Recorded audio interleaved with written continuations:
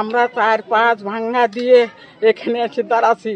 এখানে যদি আমার দাঁড়ানোর মতো কোনো ক্ষমতা না থাকে, আমার বাল বাচ্চা এগুলো সব ভাসে দিতে হবে। আমরা যে একটা আশ্রয় নেব তাও পারবো না।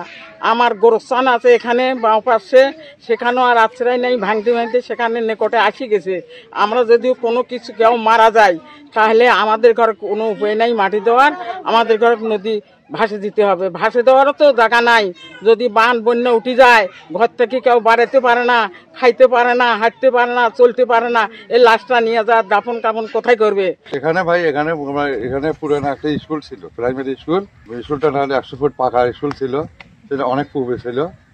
আমাদের বাড়ি ছিল, আর এখানে মনে হয় একটা কবরস্থান। এই কয়েকদিনের মধ্যে বিলীন হয়ে গেল বহুগুলো কবরস্থান। হ্যাঁ, এটা অনেক বড়, এটা স্কুলের ছিল, এটা ছিল পানাগলের ওই পাশ থেকে স্কুল ছিল, 3-4টা বাড়িও ছিল। সমস্ত এই বছর চলে গেল। এখন কোনো ব্যবস্থা কেউ নেয় নাই। একবারে এখানে পানি উন্নয়ন বোর্ডের এক লোক আসছিল, তা বললো যে এসডি স্যার আসবে। আজকে 15 দিন হলো, এখন পর্যন্ত কেউ নেই। আমাদের বাড়ি ঘর দুয়ার ভাঙি গেলে আমরা কোথায় যা থাকবো, এই আশ্রয় নাই। এর পূর্বে আমার 5 বার ভাঙন দিছি, দেওয়ার পরে এখন যে বাড়ির সামনে যে ভাঙনি আসছে, খুব কঠিন অবস্থা। আমাদের থাকার মতো কোনো আশ্রয় নাই। পিছনে একটা গোরস্থান আছে বা স্কুল আছে, প্রাইমারি স্কুল, মসজিদ আছে, খুব ঝুঁকির উপরে আছে আর কি এই জিনিসগুলো আমাদের। তো এইটা আর কি আমাদের ঘরের জন্য 2-1 দিনের মধ্যে সহযোগিতা করলে আমাদের পক্ষে খুব উপকার হতো আর কি, বা গ্রামবাসী খুব ভালো থাকতো। এই জায়গাটা অনেক বড় ভিটা ছিল, এই ভিটাটা অনেকগুলো বারু ছিল। এই বছরে না হলে এখানে গম, ভুট্টে, তারপরে ধান, নাহলে 2-1,000 মন এটি মারাকাটি হয়েছে, 2-4-5,000 মন। সেই জায়গাটা আজকে চলে গেল। আমরা একবার আজকে আমরা ভূমিহীন হয়ে গেলাম। আমরা কোথায় যাব, কোথায় থাকবো?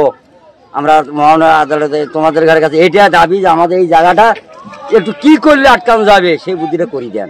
এখানে আটকে দিয়েছে না, অতিরিক্ত ধার, গোটাল নদীর ধারটা পড়ছে, এখানে আসি হানা খাচ্ছে খাওয়াতে। একটু এই যেখানে বলতেছে আরো একটু উত্তর ভাগে থাকিয়ে ছোট্ট আসে ওখানে বাড়ি খায়, এই জায়গাটা পাক মারতেছি। এখানে কোনো কাজ হয় নাই বাবা, এই জন্য আপনাদের কাছে আমরা এই দাবি করি বসছি। আমাদের এই জায়গাটা দেখতেছেন এখন পানি, কুড়িয়া, বিশাল কুড়িয়া। এই জমিটা ফসলি জমি ছিল, এই 4-5 দিন আগে জমিটা নদী ভাঙিয়ে নিয়ে গেল। 300 পরিবার ছিল, সে 300 পরিবার কিছুদিন আগে ভেঙে তারা অন্যর জমিতে আশ্রয় নিয়ে আসে। মানে এইভাবে ভাঙতে আছে, এর মধ্যে কোনো পানি উন্নয়ন বোর্ড ব্যবস্থা নিচ্ছে না। আমরা নদীর কাজ চাই, নদী ভাঙা বন্ধ চাই, নদী ভাঙা বন্ধ করতে হবে। এবং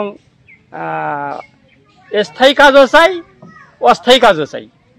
মানে ব্লকের ব্যবস্থাও করতে হবে, বস্তার ব্যবস্থাও করতে হবে।